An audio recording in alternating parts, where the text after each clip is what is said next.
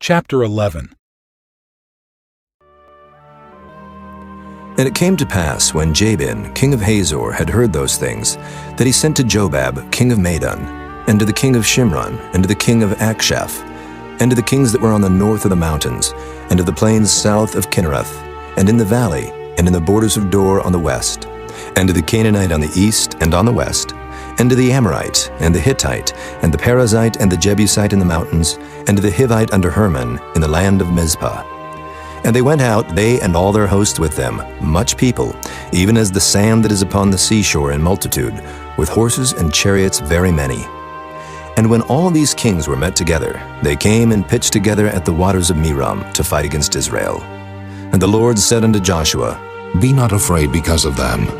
For tomorrow about this time will I deliver them up all slain before Israel. Thou shalt hawk their horses, and burn their chariots with fire. So Joshua came and all the people of war with him against them by the waters of Merom suddenly, and they fell upon them. And the Lord delivered them into the hand of Israel, who smote them, and chased them unto great Zidon, and unto Misrephoth-maim, and unto the valley of Mizpah eastward, and they smote them until they left them none remaining. And Joshua did unto them as the Lord bade him. He hawked their horses, and burnt their chariots with fire. And Joshua at that time turned back, and took Hazor, and smote the king thereof with the sword. For Hazor beforetime was the head of all those kingdoms. And they smote all the souls that were therein with the edge of the sword, utterly destroying them. There was not any left to breathe, and he burnt Hazor with fire. And all the cities of those kings, and all the kings of them, did Joshua take, and smote them with the edge of the sword, and he utterly destroyed them, as Moses the servant of the Lord commanded. But as for the cities that stood still in their strength, Israel burned none of them, save Hazor only. That did Joshua burn. And all the spoil of these cities, and the cattle, the children of Israel took for a prey unto themselves. But every man they smote with the edge of the sword, until they had destroyed them, neither left they any to breathe. As the Lord commanded Moses his servant, so did Moses command Joshua, and so did Joshua. He left nothing undone of all that the Lord commanded Moses.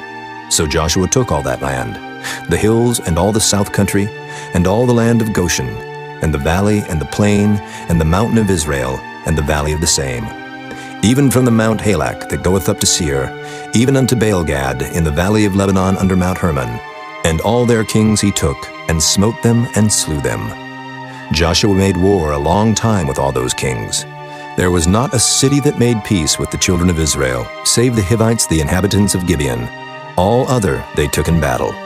For it was of the Lord to harden their hearts, that they should come against Israel in battle, that he might destroy them utterly, and that they might have no favor, but that he might destroy them, as the Lord commanded Moses. And at that time came Joshua, and cut off the Anakims from the mountains, from Hebron, from Debir, from Anab, and from all the mountains of Judah, and from all the mountains of Israel.